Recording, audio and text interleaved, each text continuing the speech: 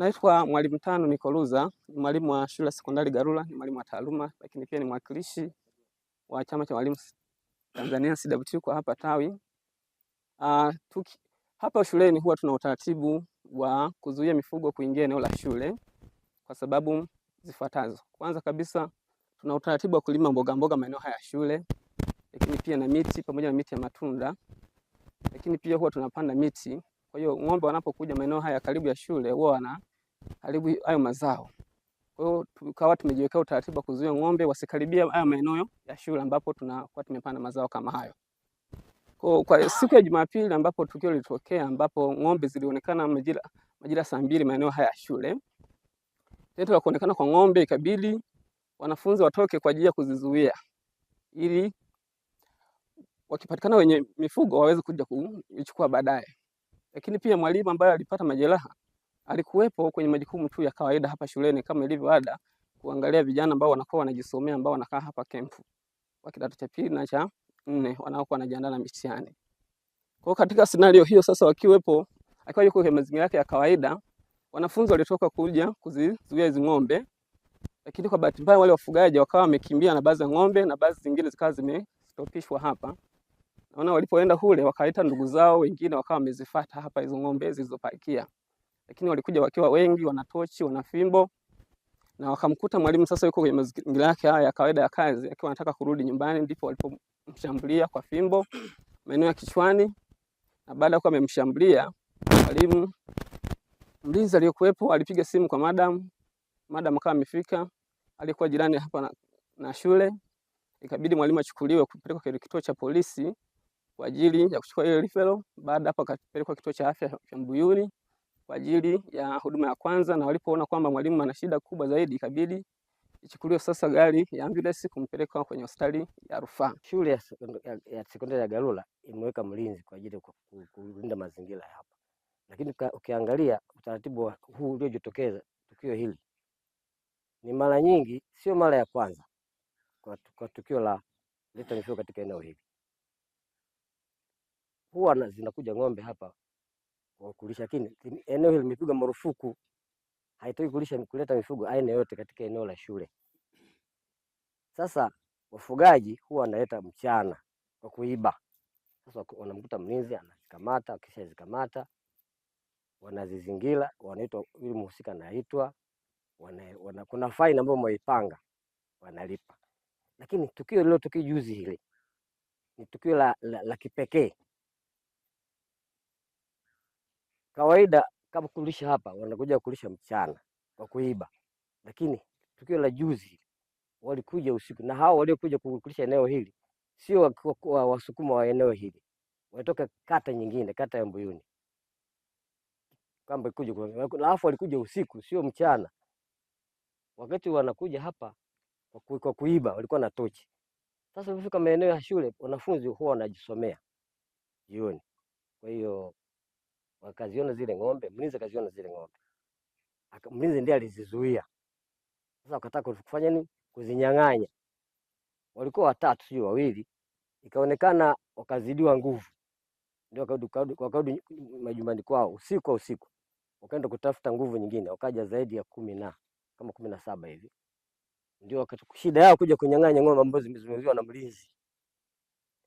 Hata kunyang'anya zile ng'ombe ikawa kazi, ndio ikawa vita. Sasa mwalimu alitoka kwenye darasani arudi, akawa anashangaa na yeye, kuna nini pale?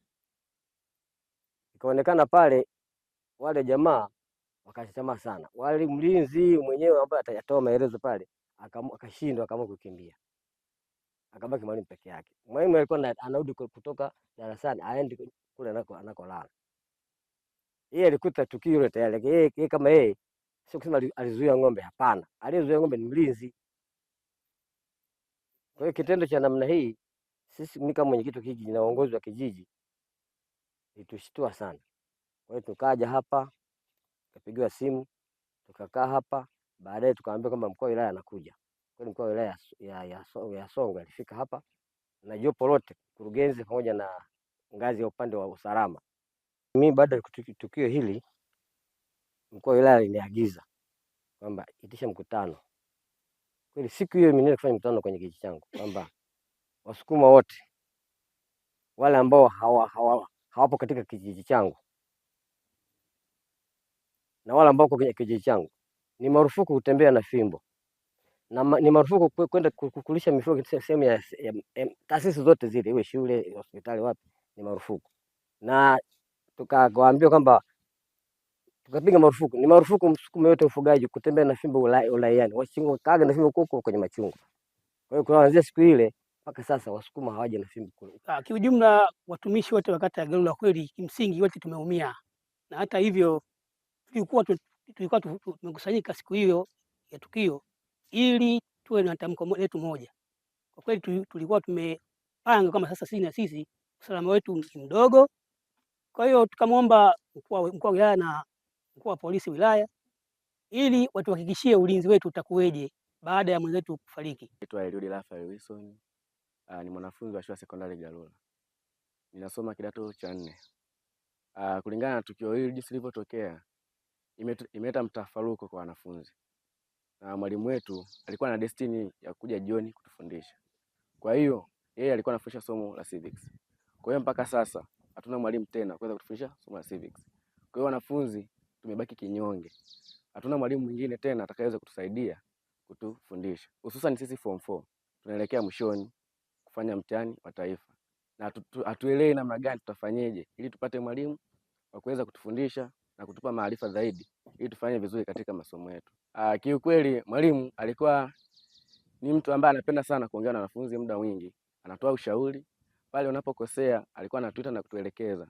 Alikuwa ni mwalimu tofauti kabisa na wengine. Yeye alikuwa ni mtu ambaye ni mtu mwenye imani, mtu wa kidini. Pale unapokosea anakushauri, na pia alikuwa anajitolea katika muda wake binafsi kuja kukaa na sisi na kutuelekeza mambo ya kielimu. Angalia kila mmoja wetu, kwa kweli nyuso zetu zimejaa machozi, lakini kwa kifupi tunasema hatuna namna. Mwenyezi Mungu yeye amempenda zaidi. Nianze kutoa pole nyingi sana kwa jumuiya ya Galula, nikianza sasa na wanafunzi, kwa sababu mpaka tukio linatukia tunaamini kabisa mwalimu alikuwa katika shughuli zake za utekelezaji wa kila siku akiwasimamia wanafunzi wa kidato cha pili na kidato cha 4. Lakini katika mazingira hayo kama sote tulivyoambiwa kwamba akiwa anataka kurejea nyumbani ndio akakutana na mambo kama haya. Tunatoa pole nyingi sana kama chama cha walimu Tanzania, lakini pia toe pole nyingi sana kwa walimu wetu wa Galula na wananchi kwa ujumla.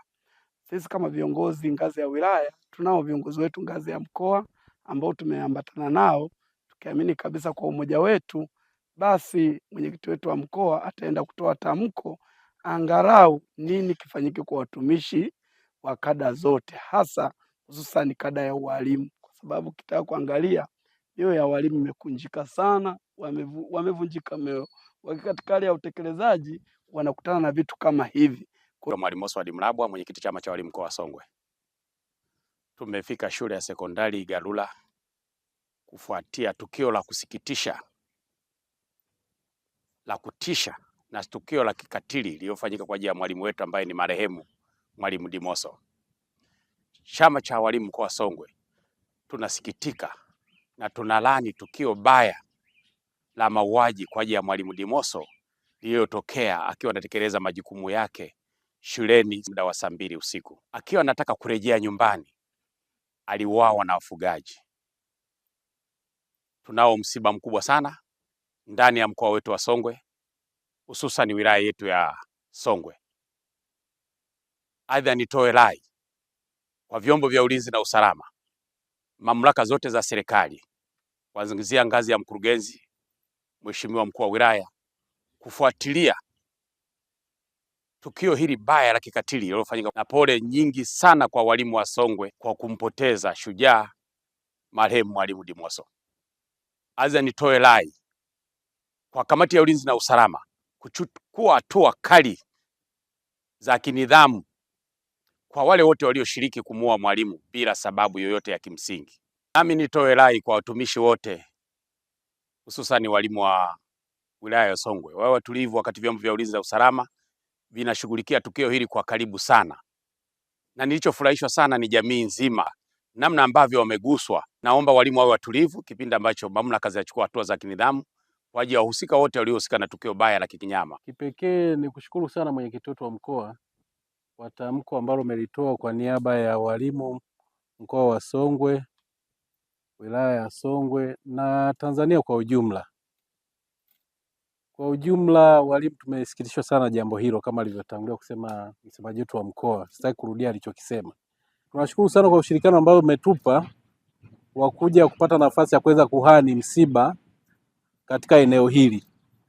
Hatukutaka kutoa tamko hili nje ya eneo hili la shule ambalo tukio hili limetokea, na ndio maana tumesubiri mpaka leo hii tumekuja katika mazingira haya ili tuweze kuzungumza haya yote yaliyozungumzwa na kuyasema haya tuliyoyasema katika mazingira ya tukio ambalo lilikuwa limetokea.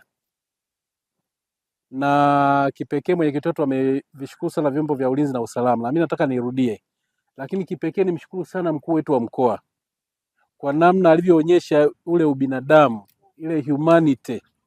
Mara baada ya kutokea tatizo hili hakutaka kutuma kaimu amwakilishe, yeye mwenyewe alikuja mpaka Mbeya kwa ajili ya kuhakikisha mwalimu wetu anasafirishwa, na baada ya pale aliweza kuongea na watumishi wote wa wilaya ya Songwe kwa maana ya kuwapa pole na kuwatia moyo waendelee kufanya kazi wakati vyombo vya kiserikali vinaendelea na taratibu za kuweza kuhakikisha jambo hilo haliwezi kurudiwa tena. Lakini mimi nitoe rai zaidi, serikali ione umuhimu wa kuweza kutoa elimu kwa jamii, hasa jamii ya kifugaji na jamii ya wakulima kwa ujumla, waweze kutoa elimu ya kutochukua sheria mkononi. Ni vema wafuate taratibu za kuweza kuhakikisha kwamba haki zao zinapatikana. Hilo ni jambo la muhimu sana ili kuepusha hizi vifo ambavyo vinavyojitokea mara kwa mara. Tumeambiwa na uongozi wa serikali ya kijiji, hili sio tukio la kwanza kutokea katika eneo hili. Kata ya Mbuyuni kuna mtendaji nasikia alishauawa katika mazingira haya ya ugomvi kati ya wakulima na wafugaji. Sasa huyu mwalimu ni mtumishi wa pili tena linatokea tatizo kama hili. Sasa kesho na kesho kutwa itakuwa zamu ya askari labda.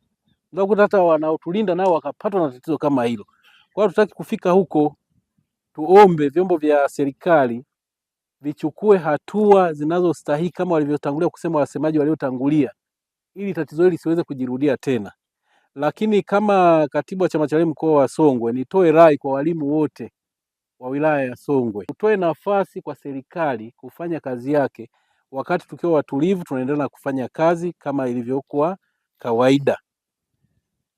Baada ya maneno, naomba nichukue fursa hii kushukuru sana uongozi wa kijiji kwa ushirikiano mliotupatia.